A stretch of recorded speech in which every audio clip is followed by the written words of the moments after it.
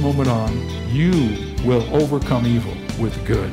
Join Dr. David Jeremiah for his series, Overcomer, next time on Turning Point. 5:30 a.m. and 7 p.m. Central on American Family Radio.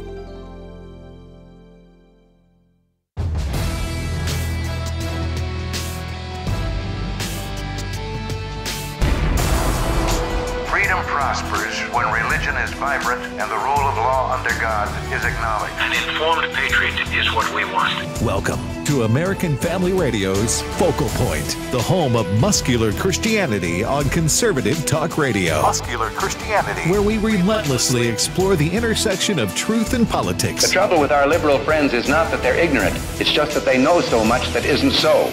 Now, here's your host, Brian Fisher. Howdy, and welcome to another brand new edition of Focal Point on American Family Radio. The program is Focal Point, the home of muscular Christianity on conservative talk radio, and I am Brian Fisher, congenial, convivial, and amiable. As always, your host, and the network is the American Family Radio Talk Network.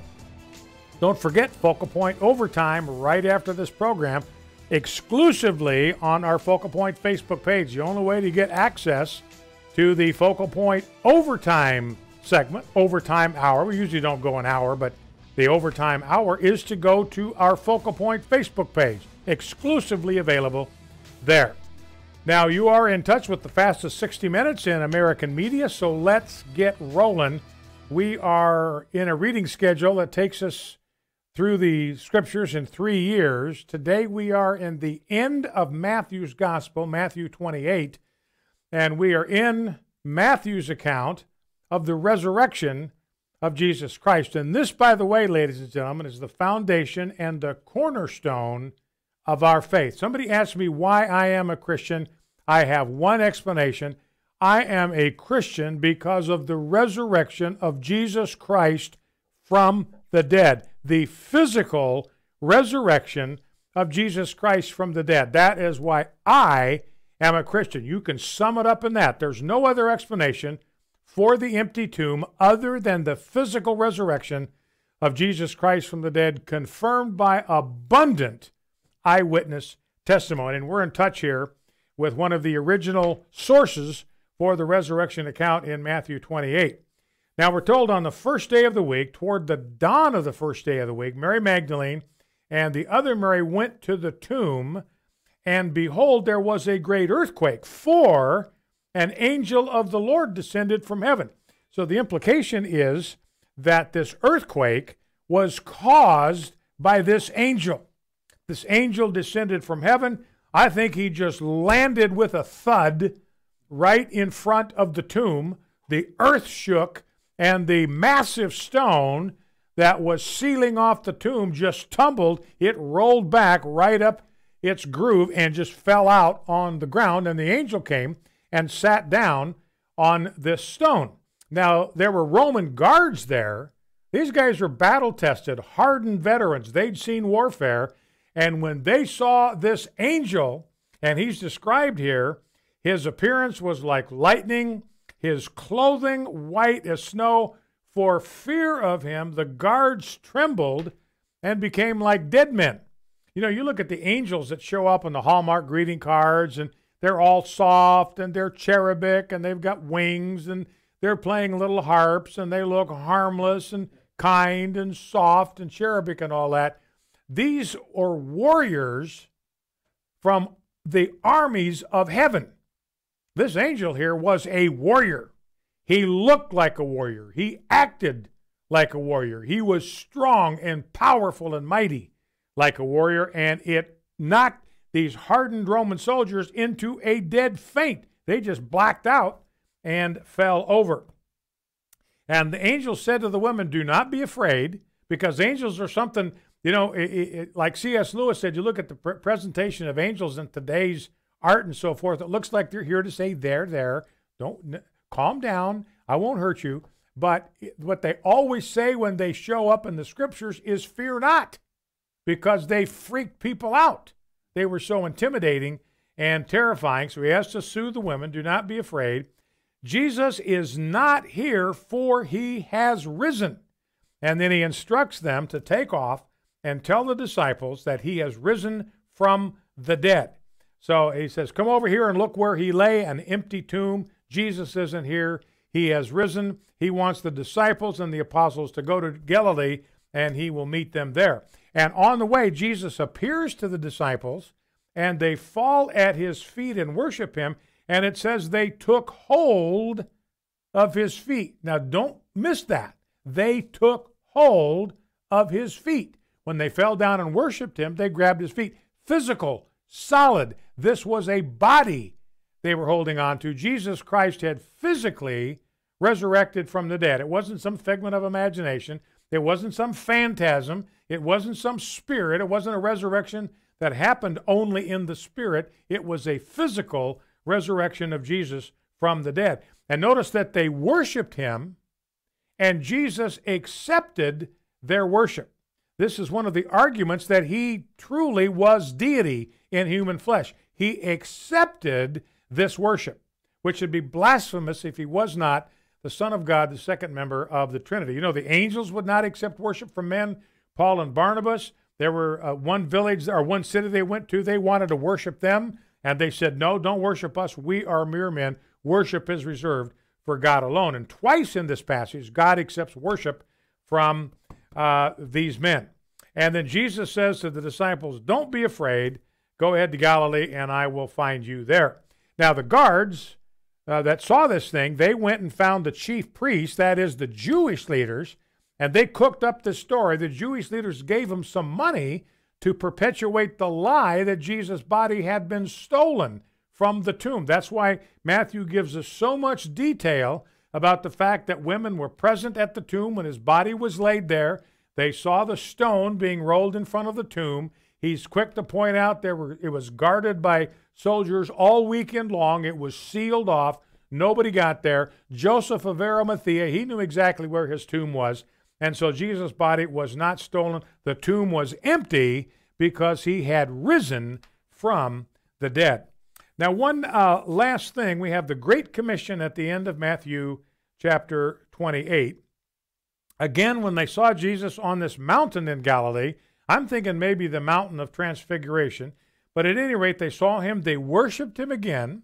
Some doubted because they were having to pinch themselves that Jesus was still alive from the dead. Jesus came and said to them, all authority in heaven and on earth has been given to me. And he has one basic command, make disciples of all nations. Notice that is a universal directive, a universal command. Make disciples not of some nations, not just of your nation. Make disciples, that is learners at the feet of Jesus in all nations. And as I said, I believe God's calling on the United States of America is to fulfill the Great Commission. And so Jesus' three subsidiary commands, Jesus says, go, wherever I send you, I will, if you follow my direction, I'll scatter people all over the globe to make disciples, baptize them when they come to faith in the name of the Father, the Son, and the Holy Spirit. There's the Trinity. Each one of these a member of the Godhead, fully God, Father, Son, and Holy Spirit, teaching them to observe all that I have commanded you. Don't pick and choose what parts of my word you want to believe and obey. Obey it all. Everything that I have commanded you, behold, he says, I, the one who has all authority in heaven and on earth, I am with you always to the end of the age. I just want to say one last thing. I don't know what you're facing today. I don't know what you're facing this week. But remember the words of Jesus, do not be afraid. Fear not. Why? Because I, the one who have all authority in heaven, that's in the spirit world, and on earth, the world of men, I am with you always. Well, let's go to prayer. Lord Christ, I pray this day for my family. I pray for the listening audience of Focal Point, everyone within the sound of my voice. I pray for myself. I pray for our president, President Trump, and I pray that you will strengthen our faith in your resurrection from the dead. May we take into our hearts the great declaration of the angel at the tomb. I know that you are looking for Jesus who was crucified. He is not here.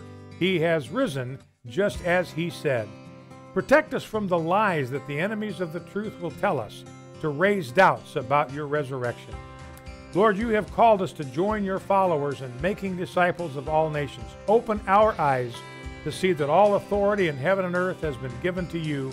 Teach us how to use that authority over all powers of darkness to bring others in our world into relationship with you. In your name, amen. Hey, I'm Brant. So there's this guy named Jordan. He's a healthy guy. He's a dad of 6, and he works as a guide in Alaska. And he goes to the doctor, true story, he goes to the doctor and he's diagnosed with cancer, stage 4.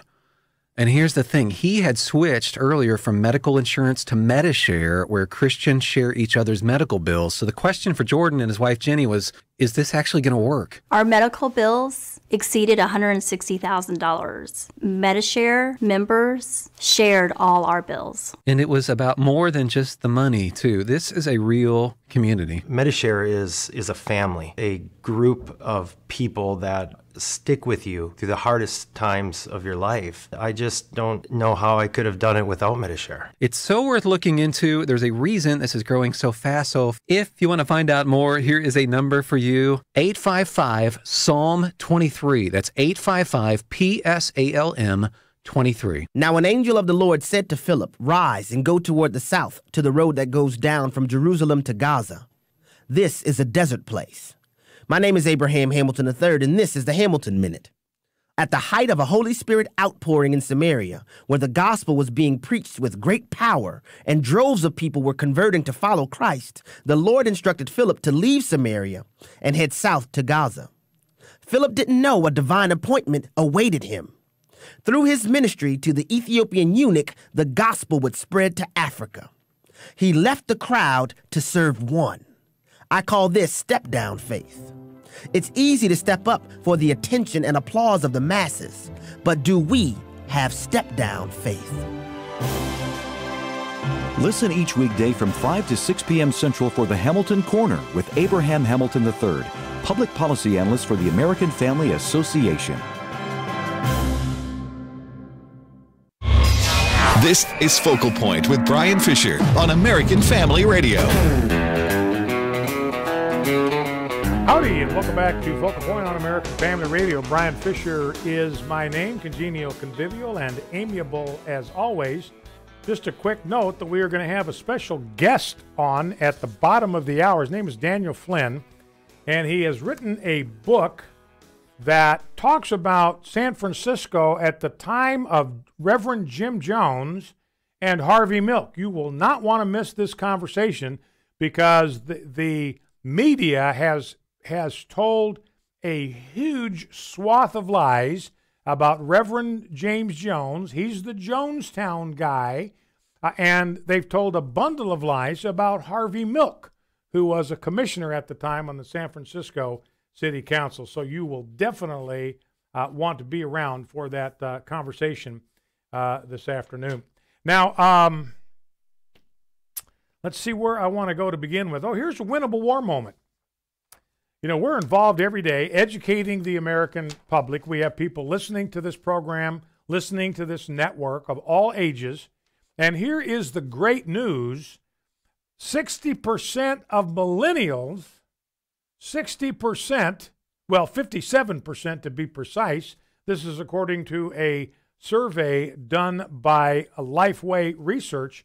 57% of millennials believe that abortion is a sin.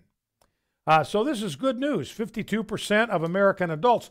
There are more millennials that believe that abortion is a sin than American adults. So this tells us that we are winning the hearts and we are winning the minds of millennials on the issue of abortion. And I wonder if some of them realize, they are survivors of the abortion Holocaust. It could have been them packed up and sent off in one of these garbage trucks to be incinerated or buried in some kind of a landfill. And so they're grateful that they've got life. They want other innocent young human beings in the womb to have the same privilege. So all of that is going on right now. And I lost one of my pieces of paper that I printed out, and it disappeared somewhere between the printer and the studio. Anyway, I got no idea where it went. We'll look for that when we have time. Here's just a little incidental piece. Other people try talk radio. Alec Baldwin, for instance, is trying a talk radio program. He had Kim Kardashian on, thought this was going to be a silver bullet. His viewership dropped by 800,000 in 1 week. Lost 800,000 viewers. It's a talk show on TV in 1 week. This is a story from Kleenex. You're aware of, and this is part of the gender wars, just this complete nonsense. I mean, the lunacy that we are dealing with here when it comes to gender issues. We believe that there are two genders, male and female. We believe that they are not interchangeable, that males are different than females. They have different abilities, different strengths, different responsibilities in a culture. They're designed to work together, to blend the unique things about their makeup to produce the kind of culture, the kind of children, the kind of families that God wants. But the world is out there insisting that they have to be considered interchangeable. That if you say that men are better at some things than women, that makes you the equivalent of a racist. You are a sexist. You are a Neanderthal. You are a Cro-Magnon. So it creeps into stuff like this. Kleenex had made a brand new version of tissues called man-sized tissues. That was the label on the container. These are man-sized tissue. You got a man in your life.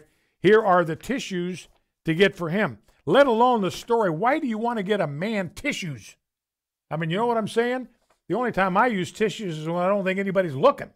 But anyway, they were man-sized tissues, and people started complaining about this genderism here, the sexism, and so now they've relabeled them to call them Kleenex Extra Large. No more man-sized tissues from Kleenex. Here's another example from London of just how insane this gender stuff gets. There's a supermarket chain, 350 locations throughout the UK. Waitrose is the name. And they were offering a new sandwich called Gentleman's Smoked Chicken Caesar Roll Sandwich. And you can guess what happened? They got tons of complaints about being sexist for calling it the Gentleman's Smoked Chicken Caesar Sandwich. So they have bagged it. Everybody said this is ridiculous. One customer said, I never knew sandwiches were gender specific. I'm female, but thankfully Waitrose let me purchase this anyway. You know, and some people wrote in and said, look, this is just crazy. You guys, this is just moronic. You've got lady fingers. Nobody's complaining about those being sexist. You've got pink lady apples. Nobody's out there complaining about those being sexist. You got little Debbie's, you know, those little, those kind of little snack pastry. Cakes, yeah, those snack cakes. Nobody's complaining about those being sexist, but just you try to offer a gentleman's smoked chicken Caesar sandwich, and the roof is going to cave in on your head. I got some bad news for you for our lovers of the earth. The world's largest organism, its name is Pando, is dying.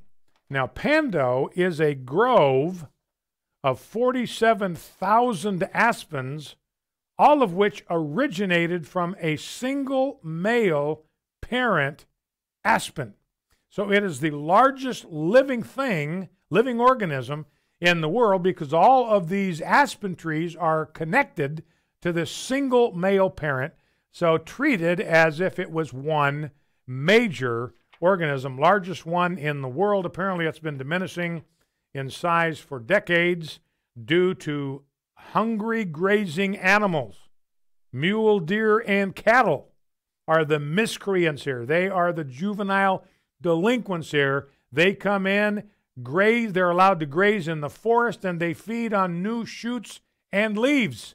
And they likely have limited the new aspen growth. So that's the latest from the world of environmentalism. Now let's talk about this. This caravan. Well, let's talk for a moment about these bombs. These were pipe bombs, ladies and gentlemen. Very crude, but pipe bombs that were sent to different people in the Washington, D.C. area, in the New York area. One was intended for Hillary Clinton, another one for Barack Obama. Those were intercepted, by the way, before they ever got anywhere near their homes. They were all intercepted by routine inspection by the mail service, so they never got anywhere near their intended targets. There was a pipe bomb in George Soros's mailbox the day before he wasn't home. One was there, didn't go off. It was spotted and it was detonated. But and these are all, and CNN, they had to evacuate CNN this morning because one of these bombs had been delivered to CNN. Now, we don't know who's responsible for this. I mean, if you're looking at this logically, these are probably sent from some misguided conservative or from some maniacal liberal wanting people to think that conservatives are on the kind of rampage that liberals are on. So we don't know. Too soon to say. We're not going to assume we know who did it, what their political affiliation is, but it certainly looks suspicious. And this goes back to something I've been talking about earlier. You know, we are actually, as a nation, we are not that far away from all-out civil war. I mean, you've always got people on the Democratic, on the liberal side, the regressive side of the aisle, that have no hesitation to use physical force and confrontation. You know, we've got Antifa there beating people up with rods and sticks and fists. You've got this college professor beating pro-Trump students over the head with a bicycle lock, a bicycle chain, and a bicycle lock. So you've got these people torching signs. You got these people tearing up signs in people's yards. Now we got a story today out of Texas about somebody going around and setting fire to Beto O'Rourke's yard signs. And now we have this story about these pipe bombs being sent to, intended for a number of different people. And it's just a reminder to us, look, we've got to settle down here. Everybody's got to settle down. Nobody, and I'm proud of the conservative movement, immediately denounced this. If it is from a conservative source or somebody who fancies himself a conservative, we want to be quick to denounce this. This is not how we solve problems in a constitutional republic. This is how you solve problems in a democracy. The Founding Fathers knew that democracy was simply another word for mob rule. That's why they did not set up a democracy. Technically, we are a republic where we choose people who make decisions and establish policy for us. That's why elections are so important. That's why it's so important that when we go to the polls, that we choose people that are people of wisdom, that are people of maturity, that are people of values, Judeo-Christian values, who will follow their convictions and debate and argue, discuss, and vote in line with Judeo-Christian values, because we are a nation that's founded on Judeo-Christian principles. But again, this is just another indication. I mean, this is how, ladies and gentlemen, this is how civil wars start. It just like this. This is how they start. You know, World War I was started by some crackpot that took a shot at Duke Ferdinand while he was riding through town in a car and killed him, and World War I broke out. So this is how civil wars start. You know, you remember John Brown and Harper's Ferry? He was the guy that he actually set out to trigger a civil war by raiding the arsenal at Harper's Ferry, thinking this would trigger things, but it definitely moved things closer and closer and closer to that outcome. And this is one thing that I'm going to, I started on this loop, but I didn't finish it yesterday. This is one of the reasons why this election coming up is so important. I've talked before about the fact that we've got a number of people, I agree with them, that we are so fragmented and so polarized now as a nation that there is no common ground any longer. There's no neutral ground. There's no common ground. There's no place to compromise. One side or the other, either the conservatives or the regressives, have to win. And as these two columnists said, they have to win big and they have to win soon. I agree with that. Somebody has got to win and has got to win this soon. Now, we as conservatives, we fight these battles at the ballot box. We use ballots and not bullets. We use ballots and not bicycle locks. But it's important that we win, that conservatives win this election in November, and that we win it big. If we win it big, there's momentum. We can build on that. And perhaps by 2020, conservatives can wipe the floor with liberals electorally. Be right back.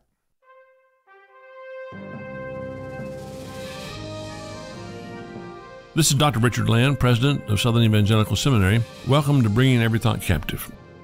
More good news on the religious liberty front. You may remember Kelvin Cochran, the City of Atlanta's African-American fire chief, who was fired in January of 2015 for his traditional Christian views about marriage and homosexuality, which he expressed not in the workplace, but in a series of Bible studies for his church. Well, after discussions with the Alliance Defending Freedom, the Christian legal group that helps defend Christian groups and Christian individuals' religious freedom, the Atlanta City Council voted 11-3 to pay Mr. Cochran a $1.2 million settlement. Prompting the settlement was a federal judge's ruling last December that declared unconstitutional the City of Atlanta's requirements that an employee must obtain pre-clearance, publish a book such as Cochran's 162-page men's devotional studies, which included a brief section describing homosexual behavior as immoral. The judge said such a requirement clearly violated Cochran's First Amendment right to freedom of speech. The ADF senior counsel said, quote, "The government can't force its employees to get its permission before they engage in free speech. It also can't fire them for exercising their First Amendment freedom, causing them to lose both their freedom and their livelihoods." He went on to say, "The city is compensating Chief Cochran as it should, and we hope this will serve as a deterrent to any government that would trample upon the constitutionally protected freedoms of its public servants." Praise God. More about this very encouraging story tomorrow. This is Richard Land. This is Focal Point with Brian Fisher on American Family Radio. Listen to the audio podcast or download today's program at afr.net. You can also read Brian Fisher's columns at afa.net. Howdy, welcome back to Focal Point, the home of muscular Christianity on Conservative Talk Radio. My name is Brian Fisher, congenial, convivial, and amiable as always. You are listening to Focal Point on American Family Radio, the fastest 60 minutes in American media. My next guest on our decision maker line is Daniel J. Flynn, author of 5 books, including the one we want to talk about today, the senior editor of the American Spectator. The name of the book that I want to chat with him about today is Cult City, Jim Jones, Harvey Milk, and 10 Days That Shook San Francisco. Daniel Flynn, welcome to Focal Point with Brian Fisher. Thank you for having me. Well, I'm looking forward to our conversation today, Daniel, because I've followed the events surrounding Jim Jones, surrounding Harvey Milk at a distance for some time, and I discovered in looking over the contents of your book that there's some information in here that I did not have. Let's start off by having you talk for a minute about Jim Jones. Jim Jones is the Jonestown guy. 918 people, including 287 children, died in the Jonestown massacre. And there are things about him, Daniel, that most people do not know. They've got a view of Jim Jones that's radically out of alignment with the truth. So talk to us a little bit about what you discovered about Jim Jones. When I first heard of Jonestown, I thought it was the most insane thing that I'd ever heard in my life, and that was when I was a little kid. And then when I was an adult, I heard that the mayor of San Francisco had made Jim Jones the chairman of the city's Housing Commission Authority, you know, effectively making him the largest landlord in the city, which is pretty scary when you think about what he did to his tenants down in Guyana. And so that set me off on writing the book, because we think of people, like we think of Jim Jones, you know, names like Charles Manson or Ted Bundy come to mind. You don't think of any people like that holding positions of responsibility in a major American city, but Jim Jones did. Jones was a person who, was very much in with the in crowd in San Francisco. He had the support of Harvey Milk, of course, Mayor Moscone. When Walter Mondale, the Vice President of the United States, when he came to San Francisco to campaign for office in 1976, he meets with Jim Jones the first thing he gets off the plane. Rosalind Carter, the president's wife, he meets with Jim Jones, campaigns with Jim Jones, calls him on the telephone, gets him in touch with her sister-in-law, the president's sister, Ruth Carter Stapleton, who was involved in the ministry. And when she speaks in San Francisco, she has Jim Jones introduce her. So this was not a fringe figure by any means. He became a fringe figure after he killed all those people, and all the politicians ran from him. But when he was in San Francisco, he was very much, a beloved and supported figure, because the city had basically gone crazy. There was kind of a hangover after the high of the 1960s in the 70s in San Francisco, and People's Temple is sort of emblematic of all that. And one of the things, talking over Daniel Flynn, author of the brand new book, Cult City, Jim Jones, Harvey Milk, and 10 Days That Shook San Francisco, the media has refashioned Jim Jones after all of this, the Jonestown massacre, 918 people dead, 287 children, and they have retooled him, refashioned his image as that of a fundamentalist, fire-breathing, hellfire and brimstone type preacher or pastor, but that's not even remotely close to the truth. Tell us about that. Well, yeah, that was certainly in the first draft of history. The New York Times described Jim Jones' preaching as fundamentalist Christianity. The Associated Press said that the people who died there were religious zealots. The reality is that Jim Jones was an atheist, that they had willed their money to the Soviet Union. They were planning to emigrate to the Soviet Union. They were teaching Russian to the people in Jonestown because they wanted to live in the Soviet Union. I interviewed a number of survivors, and there's not a whole lot of them left, from Jonestown. And two of them told me a story, and I'm going to give you the PG-rated version of the story because it's so disgusting and so blasphemous that it will, really bother a lot of people. Jones confiscated personal Bibles. When anyone came into Jonestown, they took their personal possessions, took their Bibles, took their passports, and it was only after they ran out of toilet paper in Jonestown that they redistributed the Bibles. And you can use your imagination of what happened next. Wow. That was, that's not the act of a fundamentalist Christian, of a religious zealot, of someone who's serious about their faith. Jim Jones literally stomped on the Bible, threw it on the ground. He wrote tracts about how the Bible was full of lies. And yet there was this image of him that he was some Christian minister, and his followers were these people who drank the Kool-Aid because they were so devoted to their faith.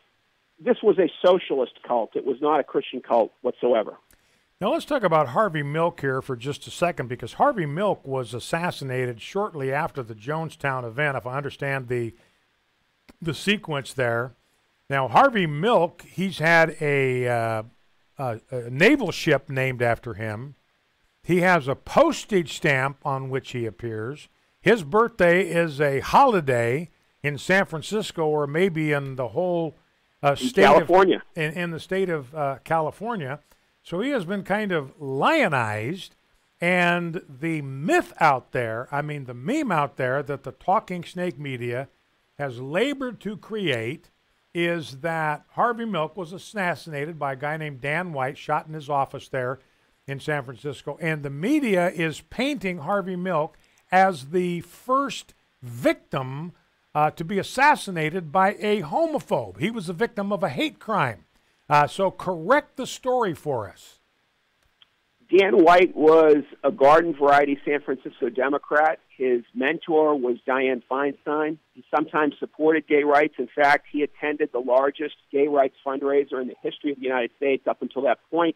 In 1978, he gave $100. He's someone who supported gun control, affirmative action. He voted for tax increases. And on some issues, on some gay rights issues, he clashed with Harvey Milk. One of the most interesting interviews that I did in the book was I interviewed a guy named Ray Sloan, who was Dan White's campaign manager. He was his chief of staff. He was his business partner. He also was a gay man, and Dan White knew this. And so the idea that Dan White was motivated by homophobia, aside from the fact that he killed George Moscone, the mayor, who was a straight guy, The first guy he employed when he ran for politics was a gay man. So he did not harbor some great hatred of homosexuals. He was a petty man who was mentally disturbed, who had a grievance over a petty office. He had resigned on the Board of Supervisors. Initially, Mayor Moscone said, "You can have your job back," and he said that very publicly. Harvey Milk got in his ear and said, "You know what, this is a bad idea to give this guy his job back. He's a swing vote, often voting against us." The mayor changed his mind, and with that set off Dan White. There's a lot more to the story. There are a number of people that came forward to me and told me about tales of violence, and I don't mean just fistfights, involving Dan White prior to this happening. So he was a very troubled man, and there's a lot in the book, explosive material on White, on Milk, that people have never seen before. But the presenting explanation or cause of the assassination of Harvey Milk had nothing to do with homophobia, if I'm reading you right. He was ticked Correct. off that he'd been fired and couldn't get his job back, and that's what set him off. Yeah, he resigned from his position, and he wanted his job back, and they wouldn't give it to him. And Milk was the guy preventing this from happening, and so he targeted Milk and Moscone for these reasons. He didn't target Milk because he was gay. It had nothing to do with it. Even someone like Dianne Feinstein and other people that served on the board, along with Milk and White, said this had absolutely nothing to do with Harvey Milk being gay. But the narrative is a very seductive one, and there's been a desire to make Harvey Milk a Martin Luther King-type figure for gay rights, and so they built up this story that had zero to do with the truth. And that's one of the reasons why I wrote the book, is because both Jonestown and the Milk-Moscone assassinations, they're shrouded in myth, a mythology that the media and academics and others have made. Certainly the movie Milk that Sean Penn starred in, it says nothing about this relationship between Harvey Milk and Jim Jones, a very tight, mutually beneficial relationship where Milk, went around and lobbied world leaders, including Jimmy Carter and Forbes Burnham, the president of Guyana, saying that Jonestown was alleviating the world food crisis, and that it was a beautiful retirement home that people would pay thousands of dollars to live in. He called Jim Jones a man of the highest character in a letter to President Carter. And basically what he was doing, there was a custody dispute where a boy had been kidnapped by Jim Jones. The parents wanted him back. Harvey Milk took the side of the kidnapper rather than the parents. The end result of that was that a 6-year-old boy died in Jonestown. Milk was very aggressive in that the State Department should not intervene, should not get this boy back, despite a California judge issuing an order that he must come back to the United States. And so, he was complicit in what happened down there. So you look at what the media's done, and we'll let you go after this question, Daniel, but you look at what the media has done, the myths that they have created about Jim Jones.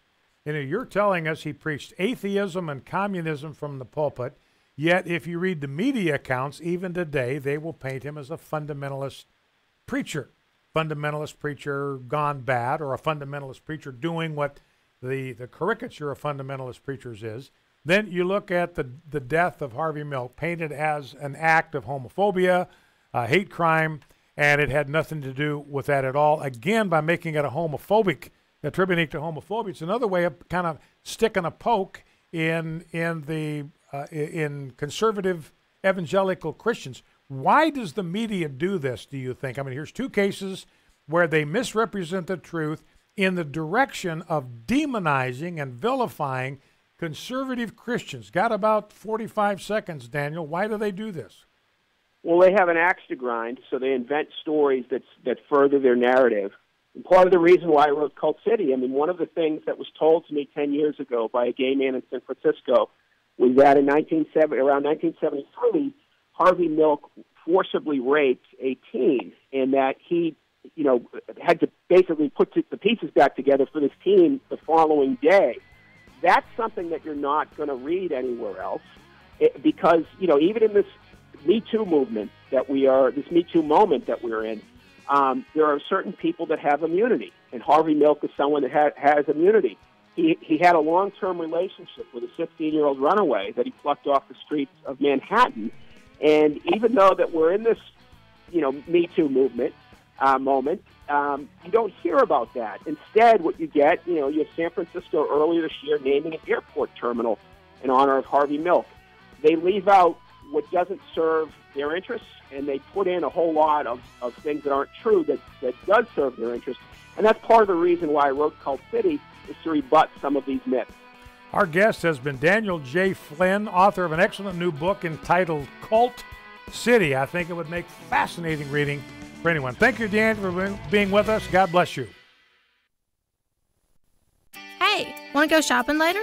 Yeah, sure. Where you want to go? Oh, we can go to JCPenney's, Belk, Target. Whoa, wait. I was with you until you said Target. What's wrong with Target?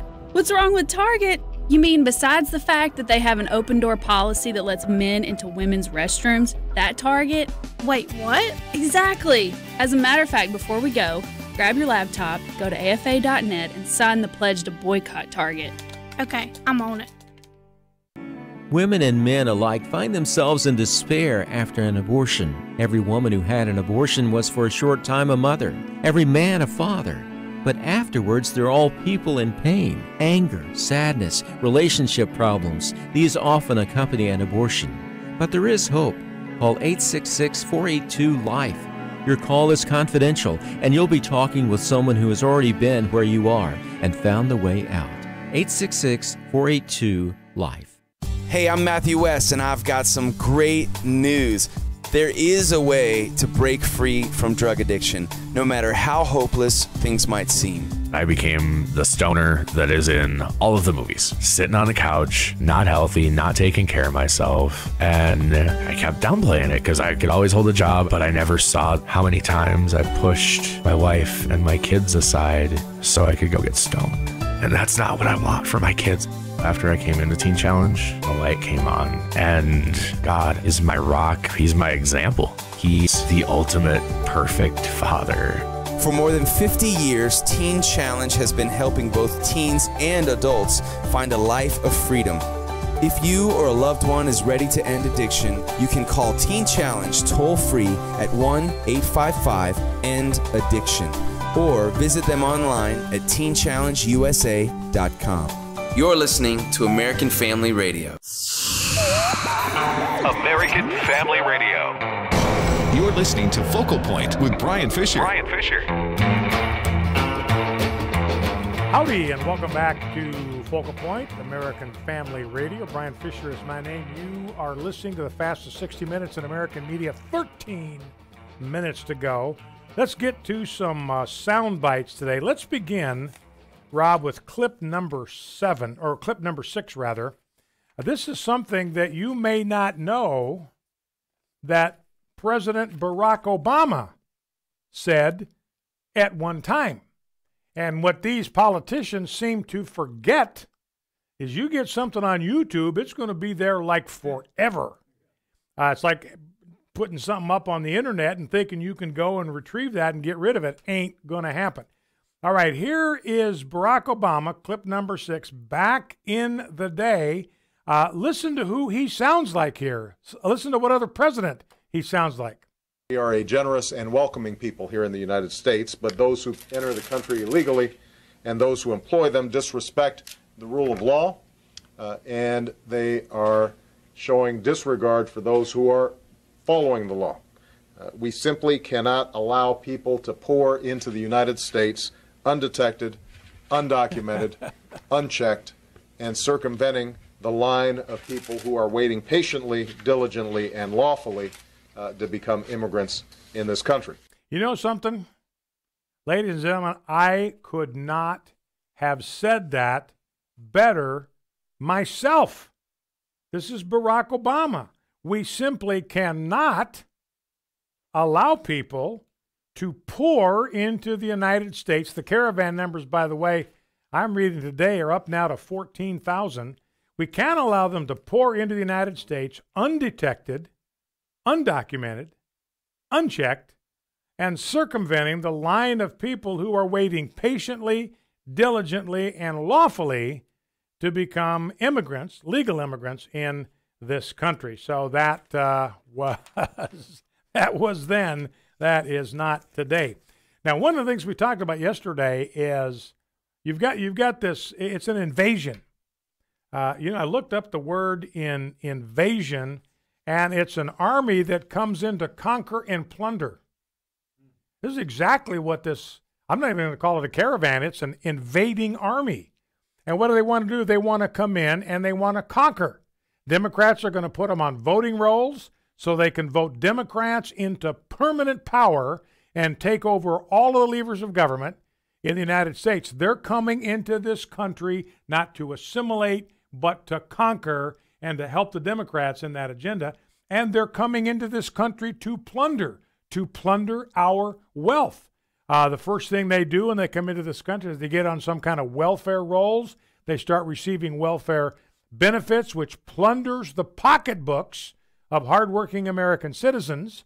Then these immigrants, illegal immigrants, get jobs in our communities. They send remittances, the money they make, they send remittances back to Mexico, so that money does not stay in those communities. So those communities are impoverished a second time. So again, this invading army of illegal aliens, they have come to conquer and to plunder. And, I told you, I thought at the beginning that the Democrats thought this was a great idea. I think the president of Guatemala is saying that Venezuela is funding this thing. Somebody's funding this thing. I'm suggesting if you look deep enough, you'll find George Soros money and fingerprints all over this thing, probably funneled through some Democratic organization. But I think they thought this was a winner for them, the Democrats did. Even if they didn't organize it and just realized it was happening, I thought they thought this was a winner for them. You'll have all these immigrants, they're poor, they're hungry, they're coming from countries that are violent where they can't find safety, can't find jobs, and the American people will feel sorry for them, and it will make Donald Trump look like the ogre that we think he is. And they're realizing now with 14,000 of these people flooding into America, there is nobody in America that thinks that is a good idea. That includes Democrats. They don't think this is a good idea either.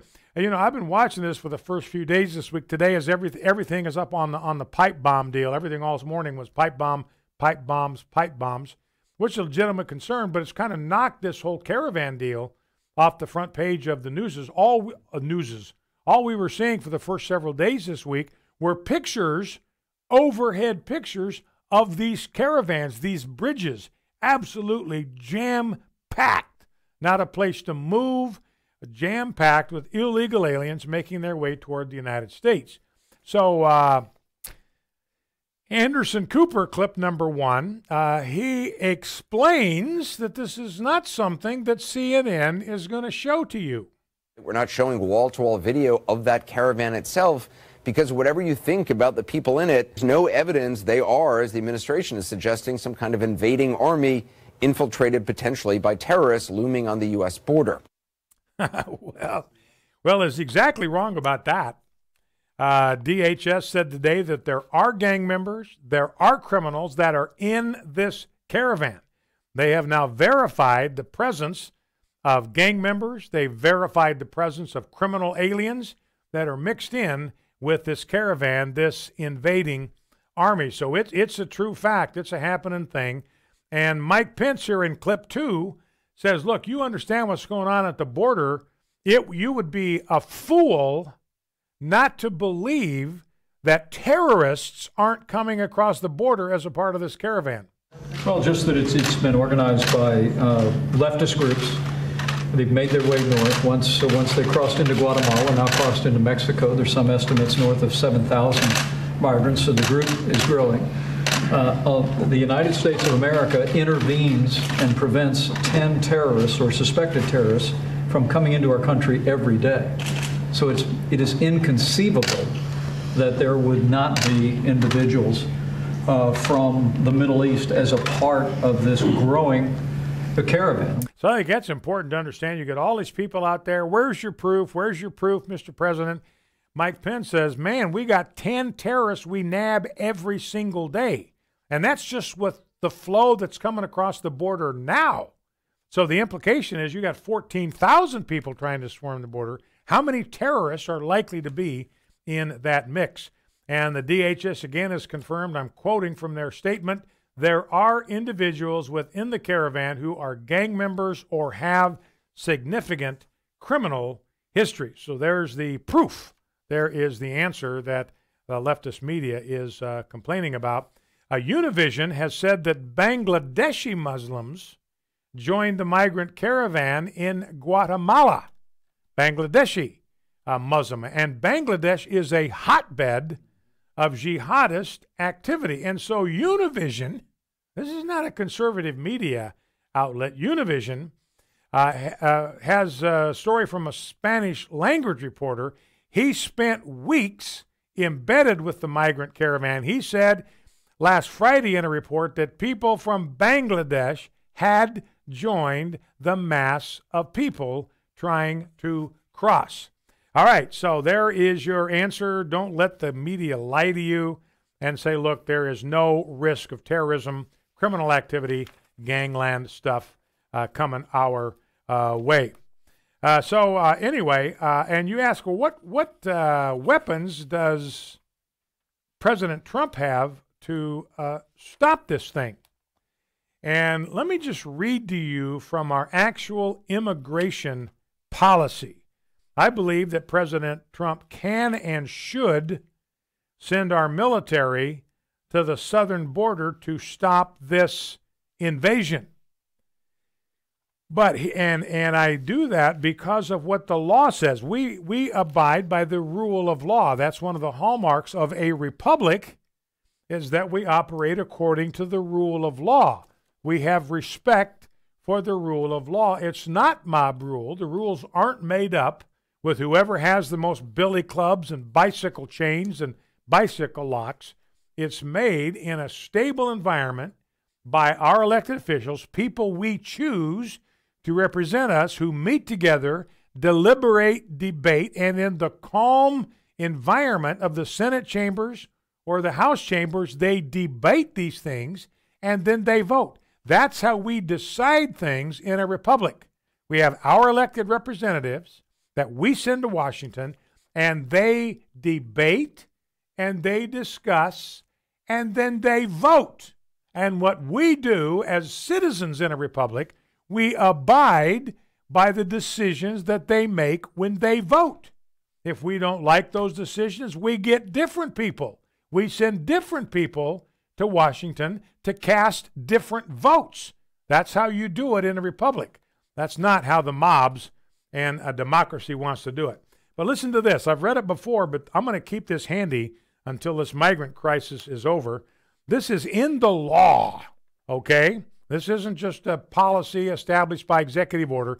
Congress passed a law that says this: whenever the president, who would that be today? That's President Trump. Whenever President Trump finds that the entry of any aliens or of any class of aliens into the United States would be detrimental to the interest of the United States. So you get a caravan of 14,000 people that include gang members, they include drug traffickers, they include human traffickers, they include Middle Eastern terrorists from Bangladesh and other places. That is a caravan.